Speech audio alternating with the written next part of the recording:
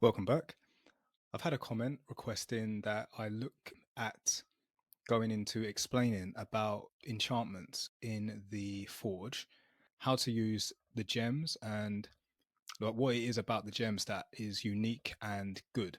To be honest, this is something that I've been putting off for a long time simply because my focus has been elsewhere. I've highlighted that most players in this game have a specific focus at a specific time. Mine recently has been trying to level up my guardsman. I'm currently a level guardsman 4 and I would like to be level guardsman 5.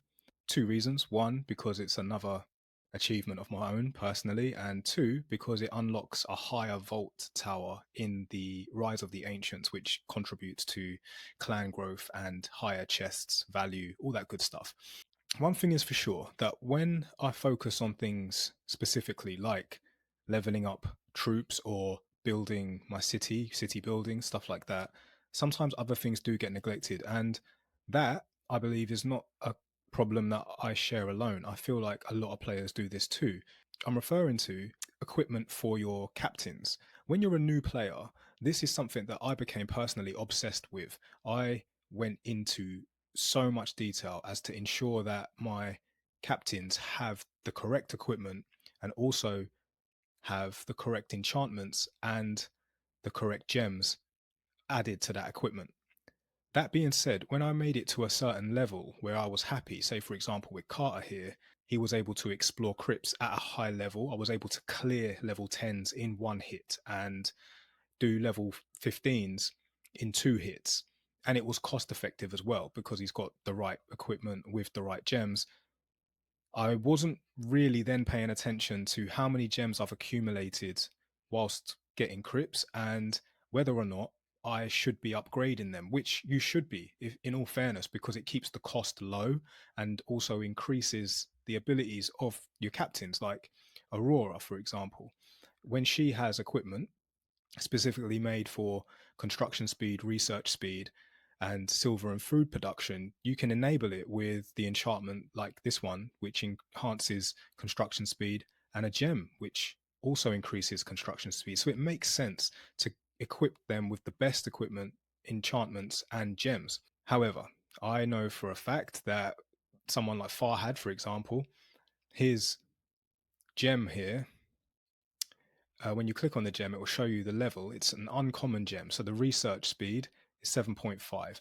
I know for a fact that if I had spent a little bit of time getting some flickering dust, I could probably get him a rare one, which will increase the research speed to 12%, which now makes sense because, especially at the level I'm at, and I'm upgrading all of my buildings a lot more, and also research level for like, my goal, you see that the research cost of such is so high. You wouldn't believe. And I'm very close. Like I've only got two more levels to go, and then I'll also need to unlock them.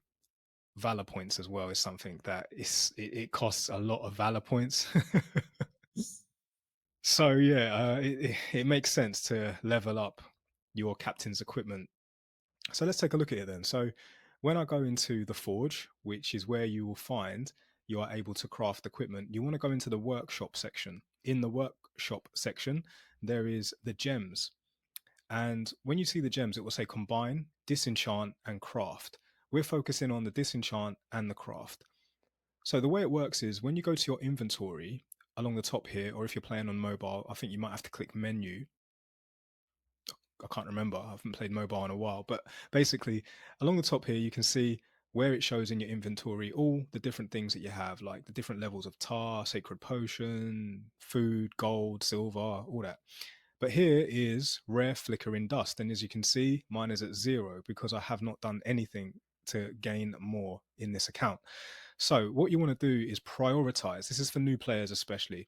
You want to prioritize what gems you want to keep and use and which ones you don't mind disenchanting to create rare flickering dust with. And once you get the rare flickering dust, you are able to then go to the craft section and you are able to use that rare flickering dust to create gems. When you decide on what it is you want to have the gems for, which captains you want the gems for, that is when you'll be able to use that dust to create that gem of that quality. Now, if you've just started out, this I will help break down for you. Basically, from left to right along this chart here is the rarity or the quality of the gem. But when you click on the information of the gem, it will let you know what quality it is. And then there's also a graph here showing you how much dust you can get from disenchanting that gem, and then how much dust it costs if you want to create that gem and its quality. So the reason I say you want to prioritize what gems you want is so prior to doing this, you got in your mind what it is you're trying to create here. If you have, say, a troop type attacking that epic monster squad, it's probably best that you enchant them with army strength so that if they have the chance to attack, their attack will be stronger against the enemy.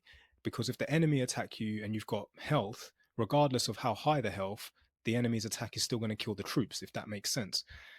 So the only reason why I would see a player using army health is if you're the type of player who likes to do PvP, which is player versus player. If you like to attack another player, then I would maybe consider using army health, because the chances of you defeating them and them attacking your troops, and if your troops have higher health, they can withstand the attack. That's probably why you'd use that. This one here, for example, though, increases the strength of melee units. Me personally, because I only use army, I like to equip my captains with equipment that enhances the entire army as opposed to just one specific troop type. If I click on my captains here, and if I go over to someone like Ade, you'll see that her equipment here is, for example, this Master of Destiny ring, army strength, army health. So it doesn't matter what troop type she's commanding, every single troop type gets the buff, right? And that's what I prioritize, as opposed to only having a specific troop type get a buff, if that makes sense. So melee units for me, I don't see myself needing to boost. Okay, so I can afford to disenchant these, and I will get, looks like here, 10 flickering dust for this quality of gem because it's a poor quality. So I can get myself some rare flickering dust. So all you got to do is click on the gem, disenchant, and as you can see, when I click it, I get paid for it in rare flickering dust. Same with this one here, because it's a level above. So we take a look. Common, it's worth 40. And as you can see, the more I disenchant, the more rare flickering dust I have. What I'm going to do now is go through all of my gems and decide which ones I want to keep, which ones I want to burn. Like this one here, health of melee units. I'm not going to need it. I'm not going to use it. So I will disenchant it and accumulate more rare flickering dust. And I will do this for all of the gems that I don't want. And it really is as simple as that. Going through that, you can see already I have accumulated 3.31 thousand rare flickering dust, which I can now use if I wanted to craft myself some rare army strength gem. Now, I know it says it's 5,200 rare flickering dust, and I've only got 3.1, but what I'm looking at here is the fact that I've got 3 of the level below. So when you want to combine gems, you have to have a minimum of 4. And I will use this one as an example. You can see here that this gem that I'm highlighting, if I go over to the right of it, has 5 of that gem type. When I click on it, you'll see it uses 4 of them and creates a gem of higher quality. Now you see there's 4 here. If I click on this, you'll see it creates 4 of them and creates the gem of the next quality. So that being said, because I have 3 of the army strength gem, you can see this jewel here, if I choose to craft one of its type here, which I will craft, going to cost me 1.3 thousand rare flickering dust. You can see now I only have 2,000 left. I've now got 4. I can now go back to combine and I can create myself, there we go, another gem of the higher quality. See? And it really is about managing your resources like that and deciding what gems you want to keep and which ones you don't, and then prioritizing on which ones you want to burn and how you can make the most of it. But like I said, if I was a new player just starting out, I would get the right equipment, get the right enchantments, and then when you go out hunting crypts, you'll get all these gems, and then it's up to you to manage them and decide what you want to do and how you want to equip your captains the best way possible moving forward.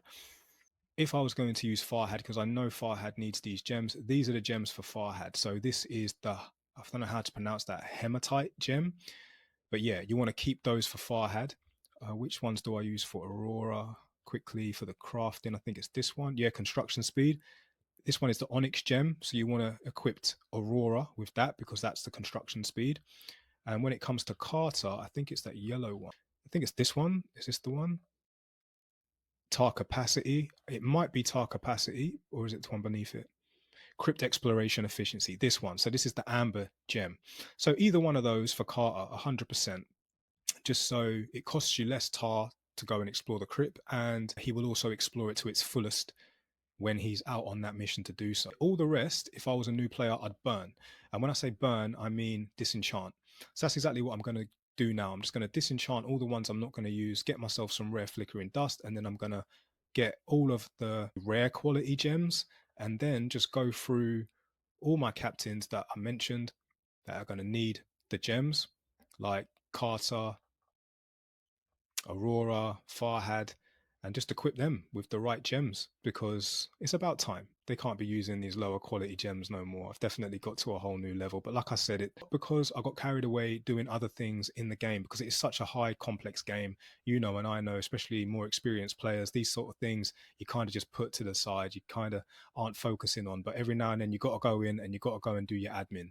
If you can keep on top of it, keep on top of it. The more you keep on top of it, the less cost it is for you in regards to tar capacity for your crypts.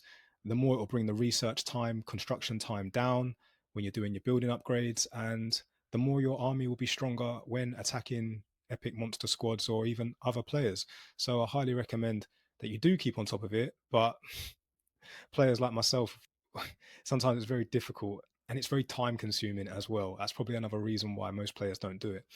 I did get a comment from a player from on my last video about ways to improve the game, requesting why the game doesn't allow you to disenchant in enchantments. To be honest, I can see where they're coming from because he said it's very, very up to the game how many of these you get.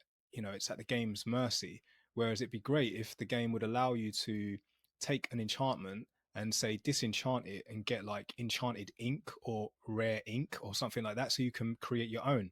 I think that's a great suggestion. And I don't know why it's not part of the game. I mean, the setup's already there. They have it for the gems, right? Why not have it for the enchantments?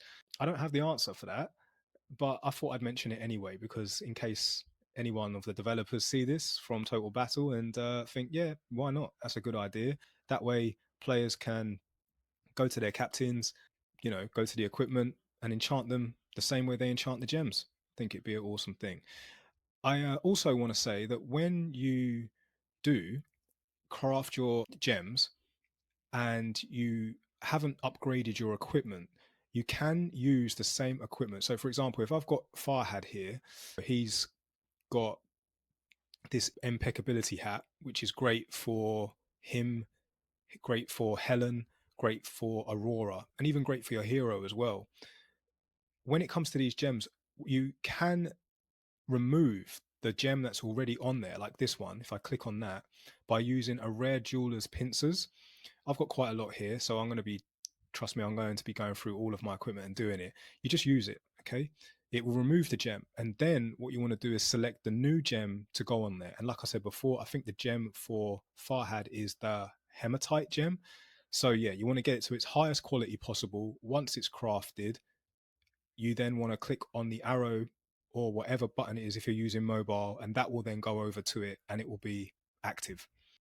Something else that I also want to highlight is when you are crafting equipment for your captains and then enabling them with the enchantments, something that is quite a bit of a kick to the gut is that when you're using your highest level enchantment, the good thing about gems is you can remove them if you have the rare jeweler's pincers, right? However, you cannot remove the enchantments for some reason. You cannot you reuse them, which does suck because let's say that you're a player who is just up and coming, like you're at a level 2, level 3, perhaps maybe just getting to a level 4, and you're using equipment for your captain. Like, say, I've got this, I think it's rare equipment here, level, and the one just beneath it, this hammer here. You see here how I've got this enchantment. This enchantment is an epic enchantment. It adds 3% to my army strength. However, I cannot remove it from this equipment, which means the level of equipment above, I would love to have been able to enchant it with it, but I can't. So what does that mean? It means that every time you go to battle, your equipment does get damaged and you can repair it, as you probably well know. However, eventually it gets to the point where it's no longer repairable. So, for example, I've got 19 more durability left on this burning crown. Once that's done, it's done. I'll have to get new equipment and I can remove the gem from it, even though I'm not going to. I'm going to upgrade it. I can't remove the enchantment. So if I had the highest level enchantment that I possibly have on that bit of equipment, I would also lose that too. And it's something to note, because when players are leveling up, as you will organically, always remember that whatever enchantment you do put on that bit of equipment, once the equipment is done, it will have to go. And if it's someone like, say, Farhad here, who I don't send to battle, this equipment will never get damaged. I can remove that enchantment and I can then add a new enchantment to it. So I'm not losing that equipment. But it is just something to know for your fighting troops, because that seems to be something that isn't going to change. If you're investing in really good equipment that you know you're going to use for a long time, then yes, enchant it with the highest level enchantment. However, if you know for a fact that you're using guardsman equipment like this, say for example this one here, like I did, I will eventually have to lose that. That is what that is. But I keep this here anyway. I keep it all here. People are like, why you still got it then? I keep it because when it comes to something like the Arachne Swarm, and I've got, say, A Day and whatever captains that I want to level up, I always make sure that they've got some form of fighting equipment. And if it means that I need to, use some of this lower level equipment, at least I know it's got a high enchantment on it. So that's the reason I do it. Saying that, I have got plenty here, so why I keep hold of it, don't ask. But it is what it is. But anyway, yeah, that's that. If you haven't seen the video on how to craft equipment, I highly recommend you watch that too, which I'll put right now for you. And as always, thanks for watching this one, and I look forward to seeing you on the next one.